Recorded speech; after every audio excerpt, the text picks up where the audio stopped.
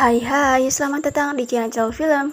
Kali ini aku bakal membawakan film berjudul Headshots yang menceritakan tentang petarung hebat melawan komplotan mafia kejam. Sebelum lanjut, tekan tombol subscribe dan like di bawah ya.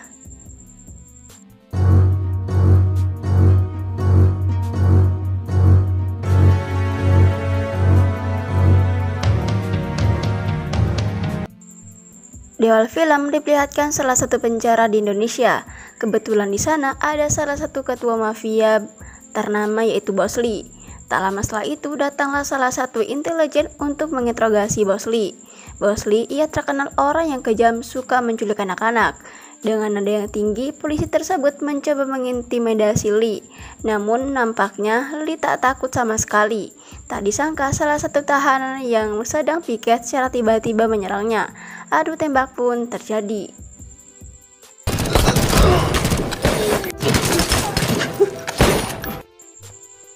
Karena Lee, ia berhasil keluar dari sel yang selama ini mengurungnya. Dia juga membebaskan para tahanan dan melengkapinya dengan senjata. Adu tembak antara polisi penjaga dan tahanan pun terjadi lagi. Lalu si memperlihatkan seorang nelayan di pinggir pantai. Pak Romli ia melihat ada seseorang yang terdampar di pantai. 2 bulan pun berlalu, namun orang tersebut belum juga sadarkan diri. Aileen selaku dokter yang menanganinya, ia pun memberinya nama Ismail. Aileen nampak sangat perhatian dengan Ismail. Ia juga selalu menyempatkan diri untuk menjenguk dan menjaga Ismail. Hingga suatu hari, Aileen tertidur di sebuah sofa. Tak disangka, tiba-tiba Ismail sadarkan diri. Ismail sangatlah bingung kenapa ia bisa berada di rumah sakit. Dirinya pun bangkit dari tempat tidur, namun apa daya tubuhnya belum benar-benar pulih. Alhasil ia justru terjatuh. Akhirnya mendengarnya, ia pun langsung terbangun. Dirinya bergegas mengecek kondisi Ismail. Serangkai tes telah dilakukan. Ia menemukan sebuah benda asing berada di kepala Ismail, yang mana benda tersebut tidaklah bisa dikeluarkan. Ismail benar-benar hilang ingatan. Saat dokter Aileen bertanya apakah ada kerabat yang bisa dihubungi, ia hanya menggelengkan kepala. Bahkan Ismail tidak ingat siapa namanya. Ismail justru mengucapkan nama yang diberikan dokter Aileen, kalau namanya yang sebenarnya adalah Ismail. Untuk membantu memulihkan ingatan, Ismail dan Aileen pun mengajaknya ke pantai, tempat ia ditemukan dan mengenalkannya kepada Pak Romli, orang yang pertama kali menemukannya. Namun ternyata itu tidaklah berhasil. Yang tersisa di ingatannya hanyalah seorang perempuan yang sedang menodongkan senjata ke kepalanya. Sementara itu, kedekatan antara Ismail dan Aileen kini semakin terasa. Lalu si memperlihatkan 2 geng narkoba. Bos Anto ia sudah berjam-jam menunggu rekan bisnisnya yang tak kunjung datang. Tak lama setelah itu datang Lee beserta pengawalnya. Lee nampak sangatlah santai. Ia justru asik memakan makanan yang ia bawa. Anto merasa ia diremehkan. Anto pun mulai mengutarakan unek-uneknya. Dirinya tidak akan memesan senjata kepada Lee sebab order dealnya palsu dari Cina. Tak cukup di situ, ia berencana akan membunuh Lee yang notabene seorang mafia nomor 1 di Indonesia. Jika Anto berhasil membunuh Lee, maka otomatis namanya akan disegani. Anto sangatlah yakin ia bisa membunuh Lee. Dia sendiri hanyalah datang dengan security seorang diri, karena yakin ia bisa membunuh Bos Lee. Tanpa banyak bacot, Rika langsung menyerang anak buah Anto. Dengan mudah ia menghabisi orang-orang tersebut. Sementara itu di luar besi, ia dapat mengalahkan anak buah Anto seorang diri.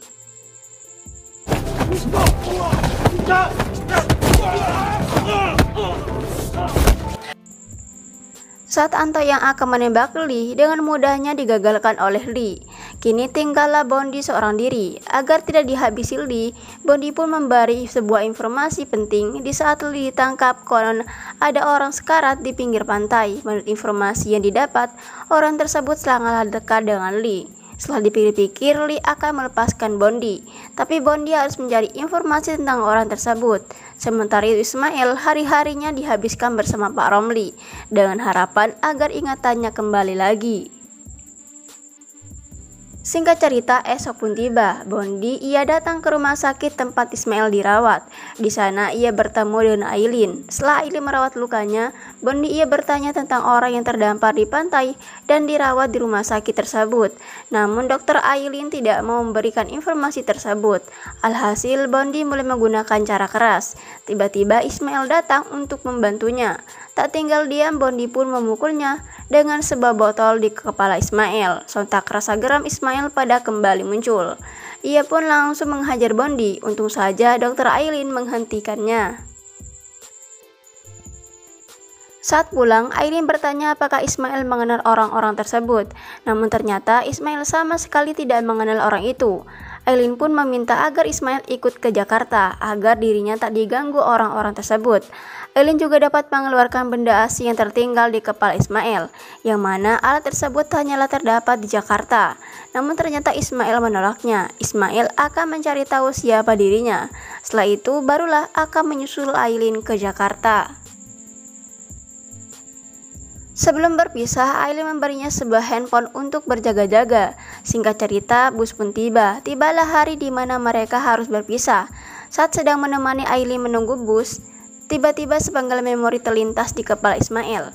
Yang mana Ismail remaja, ia sedang bertarung dengan seseorang yang tak lama setelah itu, datanglah bus yang mengantarkan Aileen ke Jakarta. Ternyata di sisi lain, anak buah Lee diam-diam telah memantau mereka. Tiba-tiba sebuah mobil menghalangi pandangan Tejo. Alhasil Tejo tidak bisa melihat gerak-gerik Ismail. Tejo pun memutuskan untuk mengikuti bus yang ditumpangi oleh Aileen. Sementara itu Ismail, ia sendiri pergi bersama Pak Romli. Di tengah hutan, bus yang ditumpangi Aileen haruslah terhenti. Segerombolan mafia telah masuk ke bus tersebut dan menembaki mereka. Sedangkan Aileen, ia mencoba menghubungi Ismail. Ismail yang mendengar suara tembakan, ia pun bergegas ke tempat kejadian. Di bus sendiri kini tinggal Aileen dan seorang bocah. Tejo pun bertanya di mana Abdi, yang ternyata itu adalah nama asli Ismail. Guys, tunggu. Namun karena Ismail tidaklah ada, Tejo pun membawa Aileen dan bocah tersebut. Sementara itu tibalah Ismail di TKP. Ia tak menemukan apa-apa. Tiba-tiba saja ada seseorang yang akan membakar bus tersebut. Perkelahian antara mereka pun terjadi.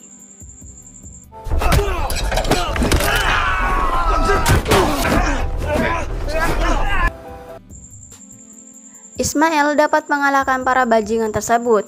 Namun sayangnya Pak Romli ia tewas karena telah menerima tembakan dari salah satu mafia. Tiba-tiba datanglah seorang polisi untuk menangkapnya. Lalu si memperlihatkan Tejo dan Tano. Mereka kedua membawa Aileen ke markasnya. Bos Lee pun menyuruh anak buahnya untuk menjemput Ismail di kantor polisi. Sedangkan Bondi karena terlalu banyak bicara, Tejo pun menembaknya di tempat.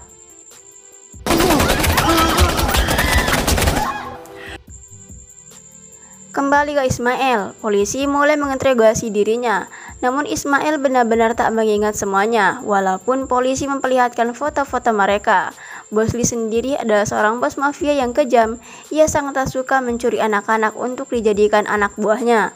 Anehnya setiap anak buah sangatlah patuh kepada Bos Lee. 2 bulan yang lalu, Lee tak pernah kelihatan batang hidungnya, tiba-tiba ditangkap oleh polisi dengan mudah. Tanpa senjata, tanpa pengawal. Belum selesai cerita, tiba-tiba lampu mati. Suara baku tembak pun mulai terdengar. Polisi yang mencoba mengintip di balik, tiba-tiba terjadi sesuatu. Seketika polisi langsung tewas. Perkelahian pun terjadi. Untung saja Ismail dapat mengalahkan orang tersebut.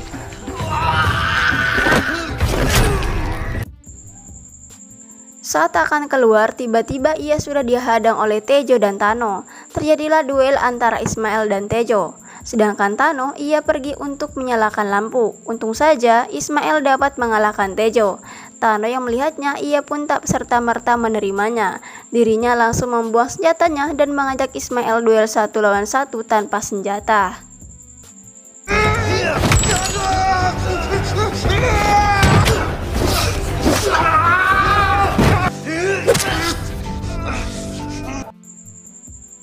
Pertarungan sendiri dapat dimenangkan oleh Ismail. Setelah menghabisi bajingan tersebut, tiba-tiba terlintas sebuah ingatan antara dirinya dan kedua orang itu. Tak lama setelah itu, sebuah ponsel berdering. Ismail pun mengangkat panggilan tersebut. Ternyata itu dari Bos Lee yang menyuruh Tejo untuk menangkap Ismail secara hidup-hidup. Bos Lee mengetahui kalau itu adalah Ismail, ia pun langsung Sherlock. Ismail pun langsung bergegas ke tempat tersebut. Sampailah ia di tempat hutan, di mana di sana sebuah sumur. Ismail yang akan menimba air tiba-tiba teringat masa kecilnya yang mana dulu Bos Lee mengurung mereka di sumur tersebut dan membiarkannya saling membunuh. Setelah itu datanglah Bos Lee, perkelahian pun kembali terjadi.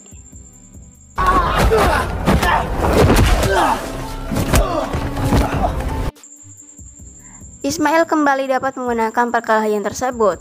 Sampailah Ismail di sebuah pantai. Lagi-lagi ia dihadang oleh anak buah Lee. Ismail mencoba mengingatkan Rika agar dirinya tobat dan meninggalkan Lee. Namun ternyata Rika menolaknya dan kokoh ke pendiriannya. Perkelahian pun terjadi lagi.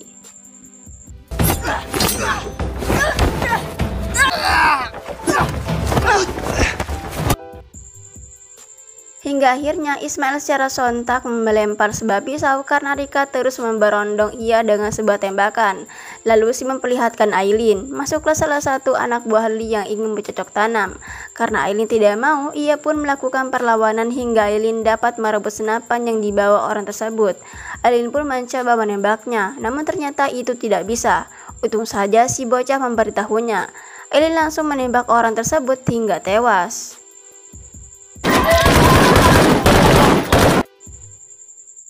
Lalu mereka berdua keluar dari ruangan tersebut. Aileen mulai menyusuri tempat tersebut dan tak segan-segan ia juga menembak setiap penjahat yang melihatnya. Namun itu tak tertahan lama. Senapan yang ia bawa ternyata pelurunya habis. Kini Aileen mulai terpojok. Untung saja ada Ismail datang untuk membantu. Saat mereka akan keluar, tiba-tiba Lee datang dan langsung menyerang mereka. Perkelahian antara Ismail dan Bos Lee pun terjadi lagi.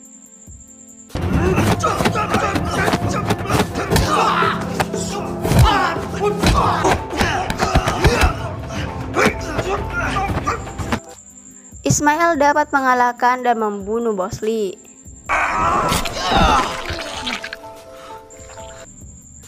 Bos Lee akhirnya meninggal dan film pun selesai. Dari film ini ada makna yang terkandung yang dapat kita petik, yaitu belajarlah sebisa mungkin. Kalau gagal, menyerah saja.